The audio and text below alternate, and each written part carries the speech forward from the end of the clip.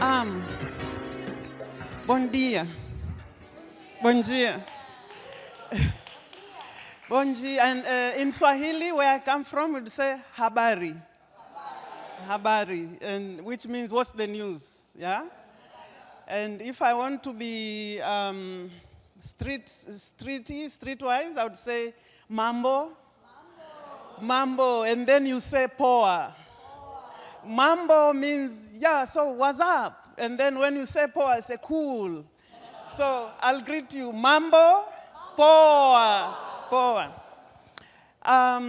It's a great privilege to be here. Melanie has introduced me in the most generous way. I leave you to be the judge. Let me get on. Let me sing for my lunch. I was really blessed by the way the session opened. It gave me huge insights. I don't know if we should call it a game, because when it was a game, I'm like, game, 66 plus. But now I'm into that game. So I'm definitely going to use it back home. And if there are any copyrights, you should please give me the information so that I don't just plagiarize. It was fantastic, really, it was. And since my work now is about consciousness, I found that the most powerful way to be to be conscious of the self. So I have learned a huge, powerful tool. Thank you. Thank you for the for the resource people. I like the idea, the theme of the conference, of the summit, empowering humanity through transparency, getting personal.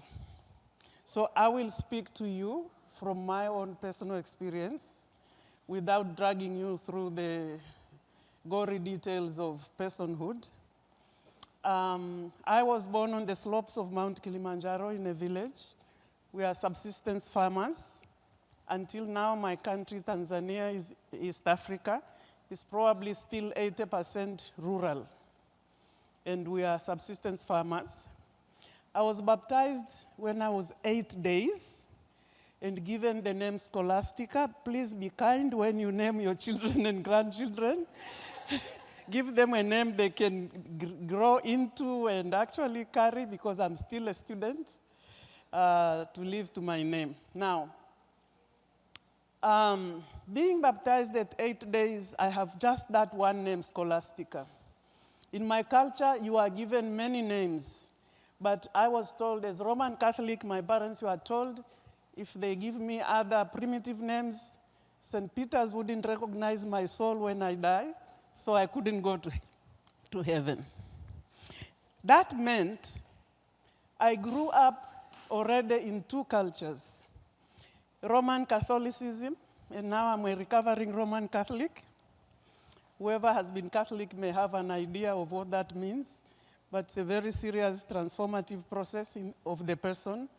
And then I also grew up as an African girl, as an African female person. And I found myself to be the first girl in my community, in my village, to go to secondary school, high school, university, and to work in the town, outside the home. All this made life very complex for me. Much as I wanted to be a good girl, I wanted to be a good person, I wanted to contribute, it made it very difficult for me to understand other people. The first time I saw Muslim girls was when I was like 16 in high school. And I looked at them and I was, my goodness, they look like people. Honestly, in my head. Then I thought, oops, what did I think they would look like? And then there was no Muslim teacher in our school. It was a Roman Catholic school. But every day, 5 days, they would pray. And for us, Catholic girls, in the morning, the nun would have to come look under the bed and look in the bathroom to see who is hiding from going to Mass. And that was very strange for me. Why were we running away from going to pray When the church was there, the priests were there and everybody, and these ones were praying, nobody was supervising them. So these are some of the milestone things in my mind that made me to start to ask myself, who am I? Why am I different? Why do I think differently? Who are these other people? Is it okay for me to agree with you, to agree with them? So throughout, I came to learn that the biggest struggle for transformation is with myself.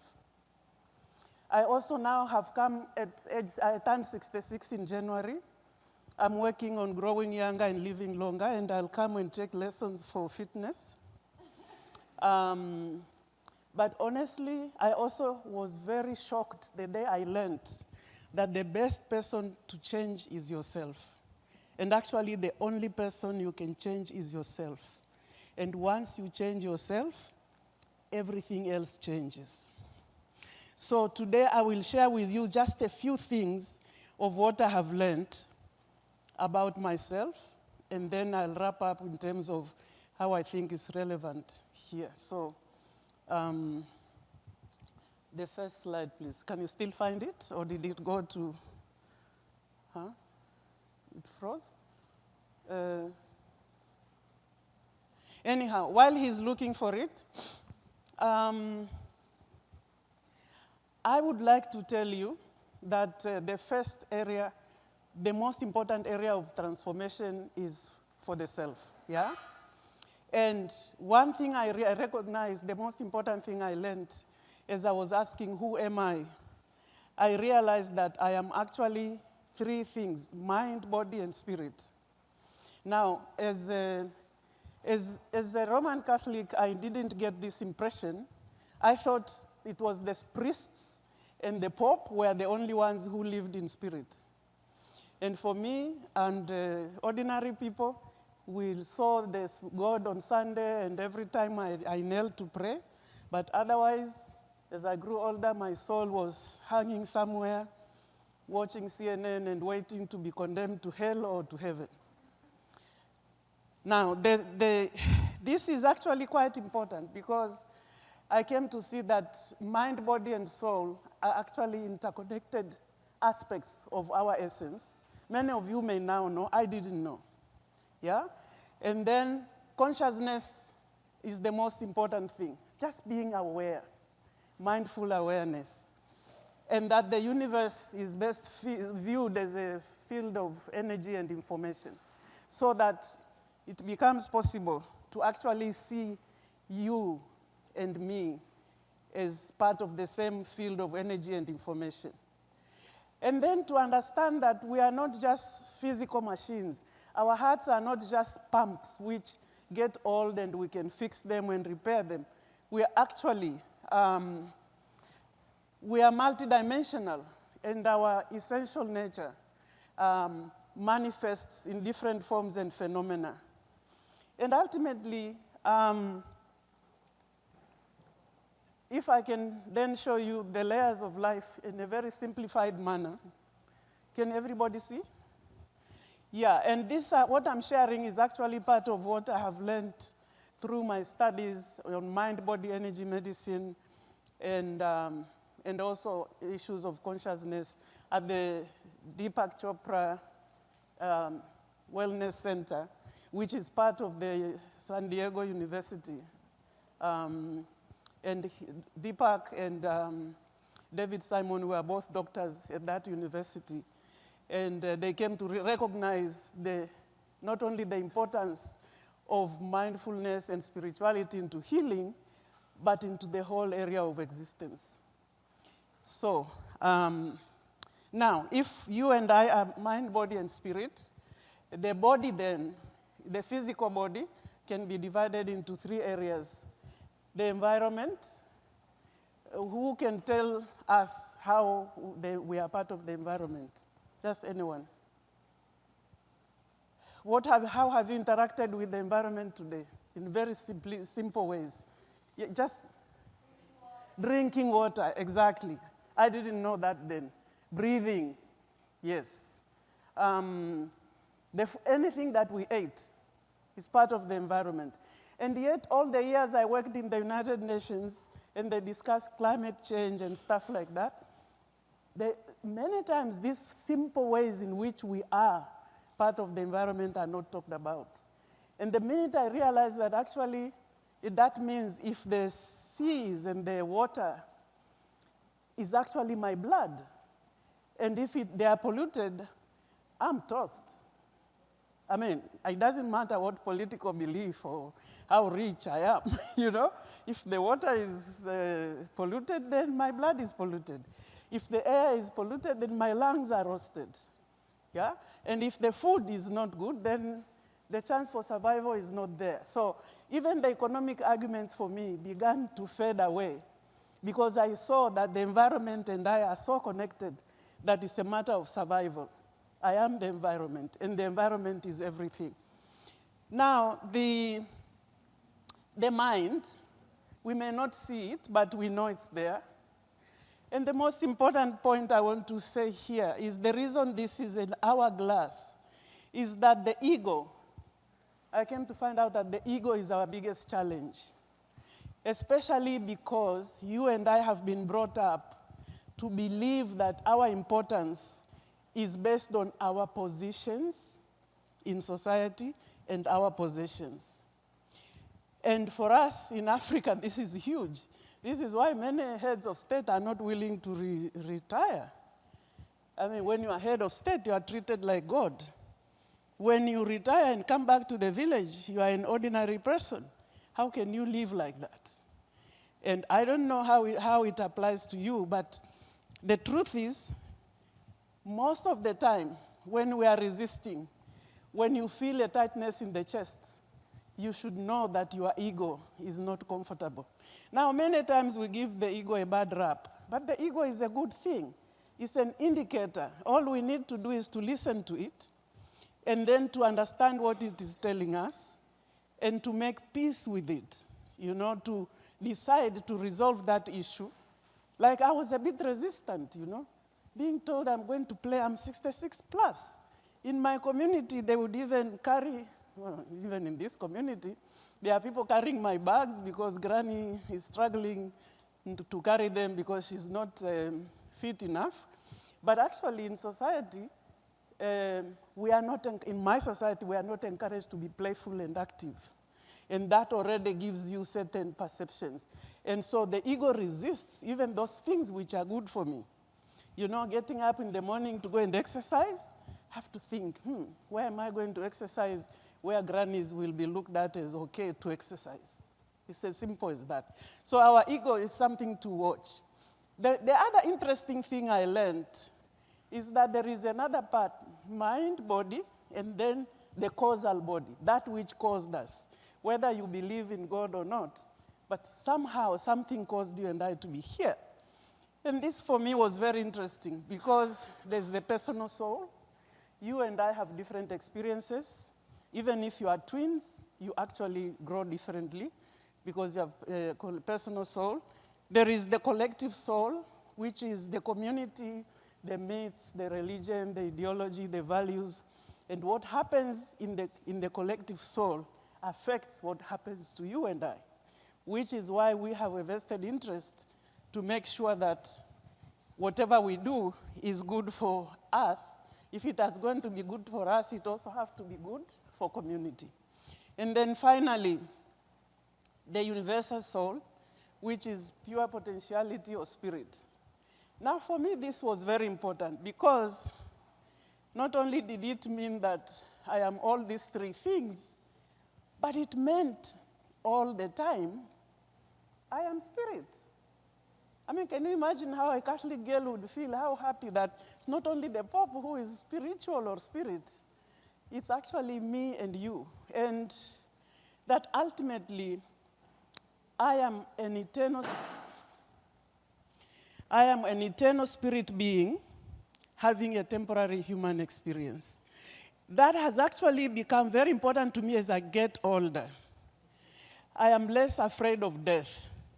Because I know, death is actually seen as, as finito, finished, you are gone. But now I know that's not true because anything which is cannot not be. It can't not be. So whether I go to heaven or hell, or whether I reincarnate, but the truth is, I don't end because I'm part of universal spirit. And that was very liberating for me. And I think it was also liberating in the sense, even in a political sense, I don't have to fight for everything, to have everything, whether it's material or whatever, because I am here for a reason. I'm here for a purpose. And whatever happens, I interact with it in a manner, in the best way I can, and then we are done. Now, I also learned, whether you follow religion or whatever, silence, meditation, reflection, introspection, prayer are very important in terms of helping to transcend mind, body, and spirit. So I was really, really glad when we started this meeting with a short session on meditation, because it helped us to reincarnate, to actually go within and be present. And we didn't have to belong to any religion. It's just that that was the best way to start the day. So in this rat race, and believe me, the United Nations operates with the very fast-paced spirit values of the United States. And Ann Kohler will have to forgive me. I'm not knocking the United States. It's just that the United States is predominantly the soul of the earth right now.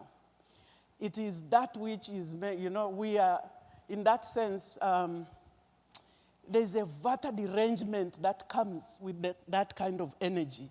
And we need to recognize it. We need to understand it. We also need to give ourselves permission to disengage, if that is what is going to be nurturing for us. So, and it's not about nationalism, because today, it doesn't matter which nation you come from.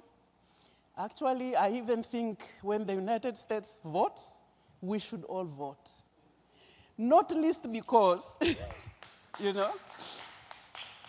not least because, as my late President Nyerere used to say, whether you like it or not, when the United States sneezes, the rest of the world catches a life-threatening pneumonia. So we really need to be engaged, not only because we are interfering in any nation state, but because we are, we are them and they are us. In so many ways that even walking around in Brazil, I can no longer, and in Africa, I can no longer know when I'm in Harlem, when I'm in New York, I go to a restaurant, everything, we are connected. So the issue of actually then going into a state of meditation and being present becomes very important, because then you touch that which is universal. Universe, one song, we are one song, regardless of nation borders and stuff like that. That's the other thing I learned. Now, quickly, not only did I learn that I'm mind, body, and spirit, which were important to help me to also understand others, but that we are made up of the 5 elements of nature: space, air, fire, water, earth. And that these actually influence our personality types. Yeah? So the difference, you and I have all of these things. The difference is the proportions which appear in our personality. Now, interestingly, I won't go into everything, but when I talk of So we see some of the characteristics, of Vata have to do with air and space, yeah? And we also see, when the Vata space in the world is balanced, and in you, we would feel energetic, creative, adaptable, spontaneous, etc. When it is imbalanced, which is most of the time now, globally, then we have this anxiety, stress. The data shows that 90% of disease is caused by, stress is an underlying cause for 90% of diseases for you and I. And that is a very huge issue. And we need to recognize it and deal with it.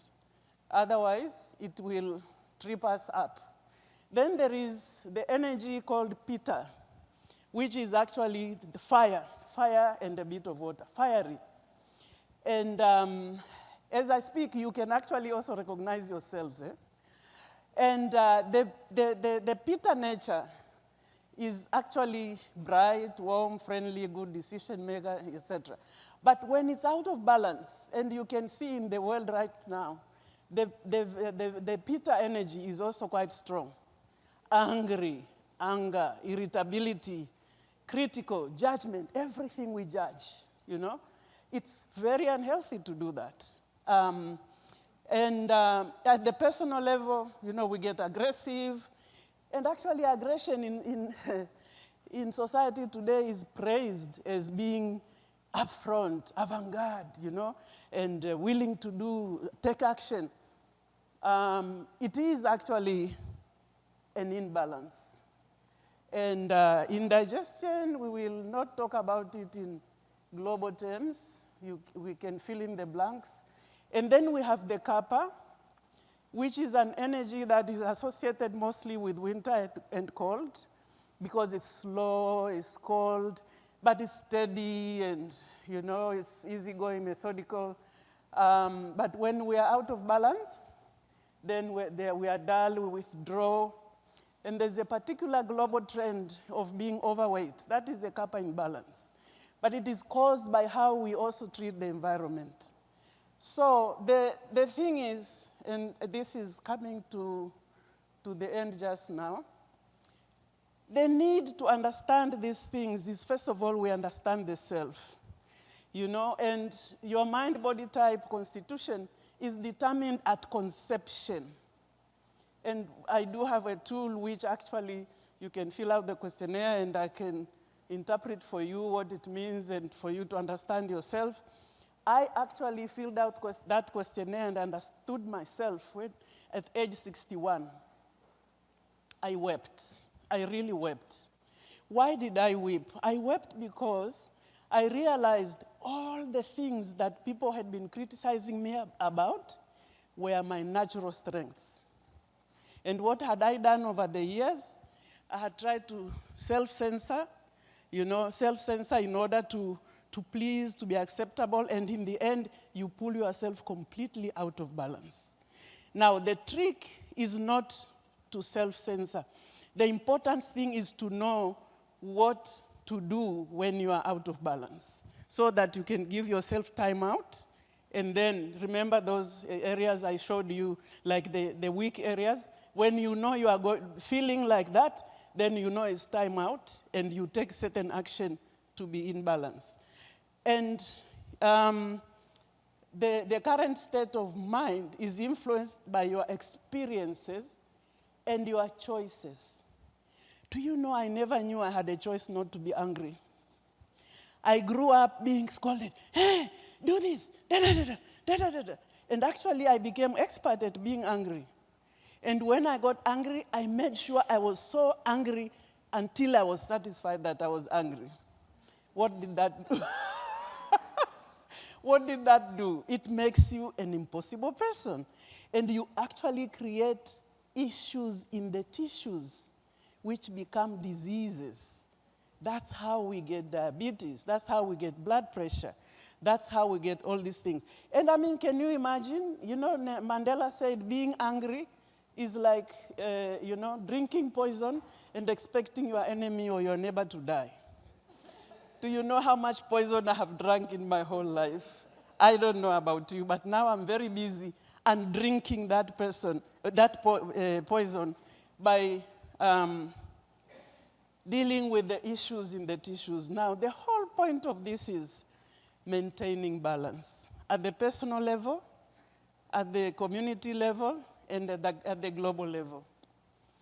And lastly, if we were able to do nothing else, but we actually, all of us became and made sure everybody in our community is self-aware. What would that do? It would help all of us to bring up our children as conscious individuals. Children learn what they observe. Children learn what they live. And as long as our children are growing up in these dysfunctional homes and societies, it is going to be very difficult for us to change ourselves and them to change themselves, let alone to change the world. I thank you for your attention.